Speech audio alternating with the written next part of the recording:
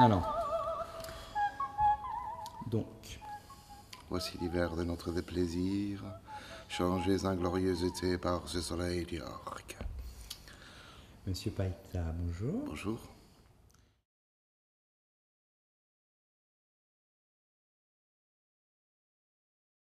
Premier souvenir, c'était... on avait décidé avec un groupe d'élèves du Conservatoire d'art dramatique ici à Genève de monter le roi Lear, Shakespeare. On avait 17-18 ans, on était complètement fous à cette époque-là. Encore maintenant. Et j'avais le rôle de Gloucester, aveugle, père d'Edmond et d'Edgar. Et mon ami Guy Valence avait le rôle de Lear. Et je me souviendrai toujours ce moment où je suis rentré sur scène avec ce public qui était là, comme s'il y avait une électricité dans ce théâtre, dans cette salle. Alors bien entendu, quand on commence comme ça, il y a le stress, il y a le trac. Et petit à petit, tout ceci était parti. Et il y a eu un moment. Ça a duré quoi? Quelques secondes. Comme si vous étiez plus là. Comme si vous étiez ailleurs, dans un autre monde. Et cette sensation fut pour moi véritablement cette révélation, si on peut dire ça comme ça, par rapport à ce que le théâtre pouvait déjà en ce moment m'apporter ou peut m'apporter maintenant. C'est cette lumière, j'ai envie de dire ça, cette lumière, oui, cette lumière sur scène. Voilà.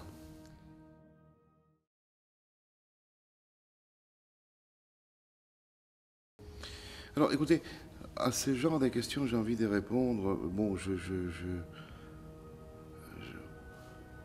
j'aurais même pas envie de répondre, mais je me souviens toujours d'une réflexion de cet acteur français, Jean-Pierre Mariel, qui disait: on n'est pas des acteurs, on n'a pas ce métier d'acteur, on ne travaille pas. Je pense que l'acteur, d'accord, mais derrière l'acteur, il y a quoi? Il y a l'homme. C'est cela qui est très important pour moi. Maintenant, je pense que quand on a quelque chose en soi qui nous pousse à travailler aussi bien dans l'art dramatique que dans n'importe quel art, et qu'on l'a dedans, c'est pas un travail, c'est pas un métier. Vous êtes comme ça. À partir du moment où vous êtes comme ça, vous voyez mal faire autre chose que c'est pourquoi vous êtes là. Je sais pas si c'est peut-être un peu brouillon, mais voilà comment je vois la chose. Donc, c'est rien, c'est quelque chose qui est là, voilà, et je le fais. C'est mon travail.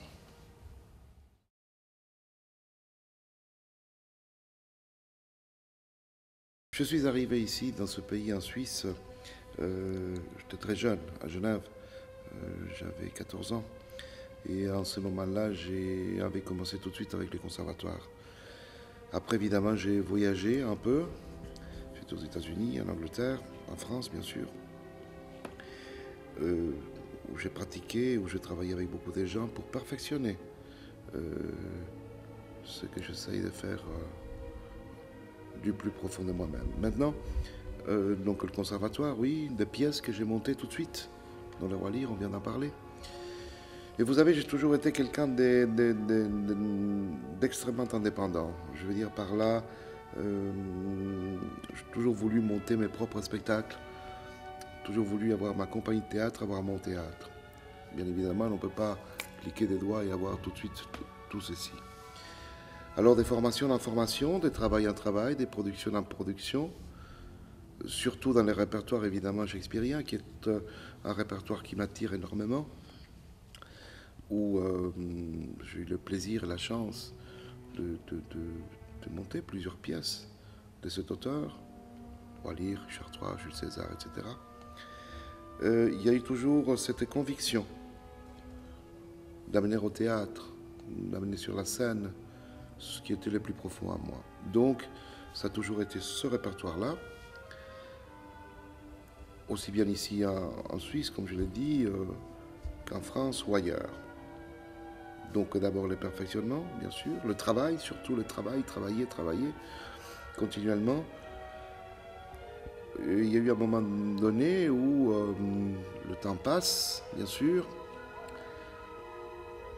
et depuis quelques années, on avait décidé, en commun accord, avec d'autres professeurs,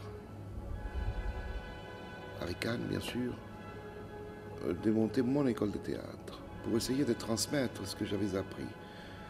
Je suis quelqu'un qui est très influencé par l'acteur studio, méthode Stanislavski, tout le monde le connaît, et toutes ces années qui se sont écoulées, je me suis toujours forcé de travailler dans ce sens. Et c'est ce que j'essaye de faire partager aussi avec les élèves du studio, y compris aussi avec ma propre compagnie de théâtre, puisqu'elle a été créée en 2011, et avec laquelle nous avons déjà fait plusieurs spectacles. Donc ici, au Théâtre de la Madeleine, où nous sommes en résidence.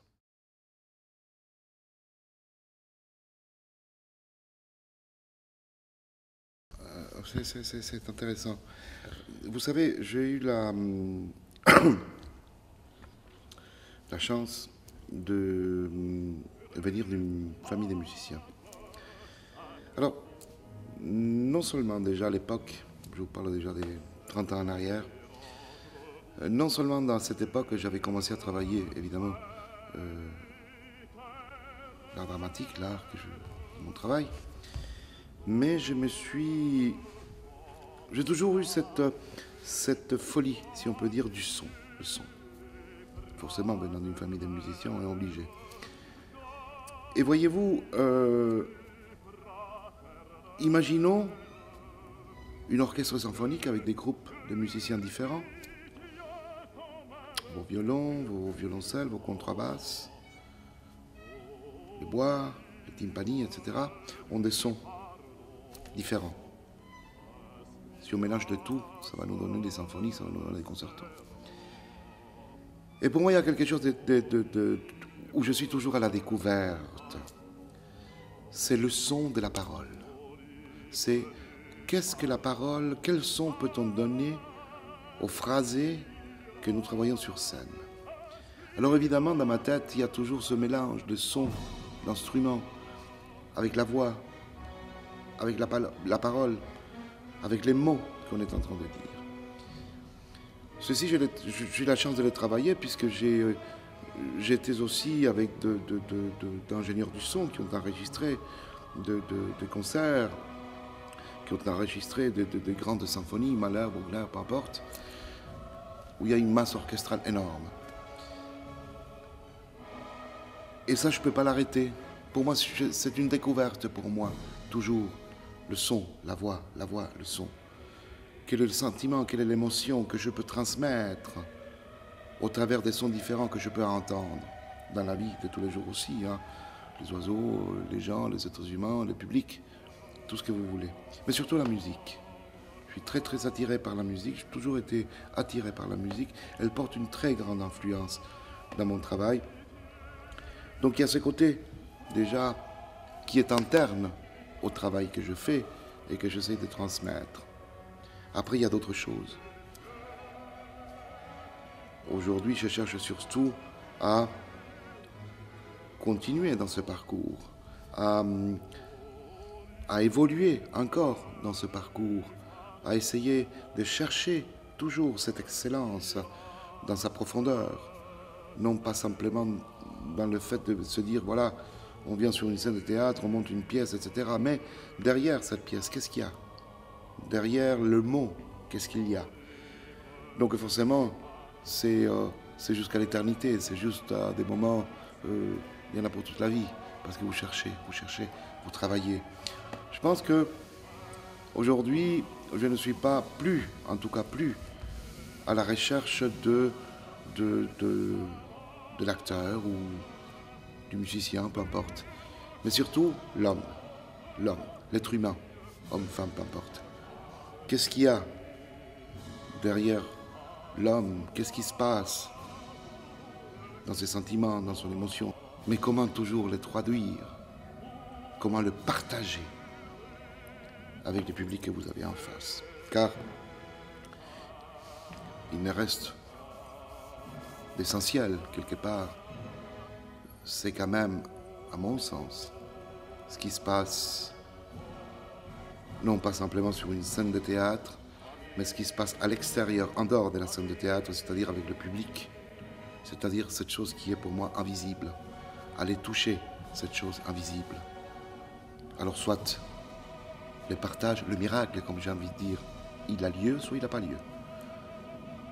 Mais toujours s'efforcer qu'il y ait ce miracle, grâce à l'art que j'exerce.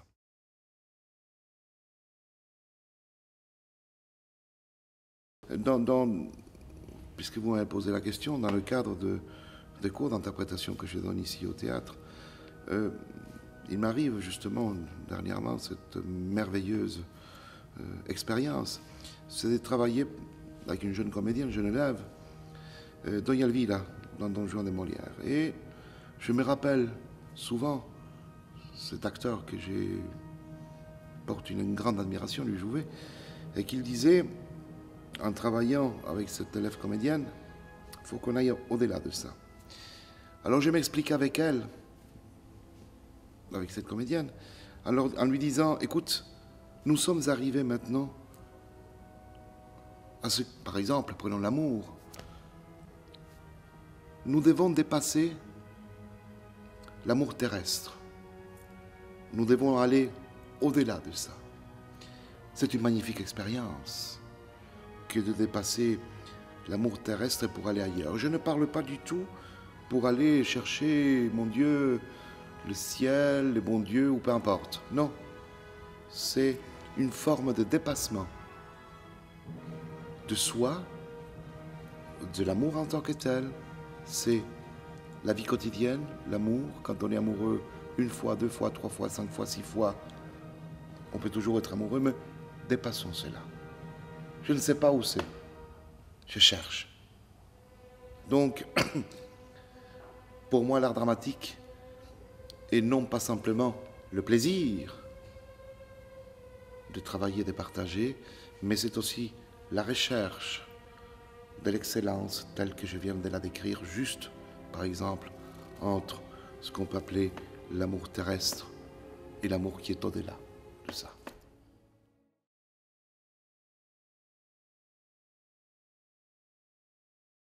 Comme vous l'avez compris, et comme nous l'avons discuté en dehors de cette belle dame qui est une caméra, l'année 2014 va fêter le 450e anniversaire de la naissance, en tout cas pour moi, pour qui tout arrive avec cet auteur, donc Shakespeare.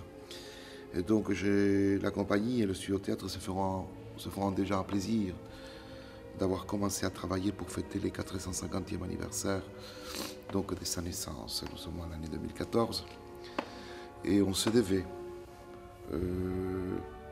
dans ma vision des choses, dans ma vision des auteurs, on se devait évidemment rendre hommage à cela.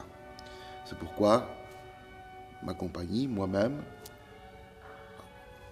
avec Jean-Pierre Raffaelli, qui est un metteur en scène de réputation en France, nous allons effectivement proposer au public genevois des conférences, des stages, une création et une pièce. Pour l'instant, aujourd'hui, je ne pourrais pas vous dire laquelle, je ne le sais pas moi-même, mais c'est dans cet esprit-là que 2014 s'annonce pour la compagnie, pour le studio théâtre et pour moi-même.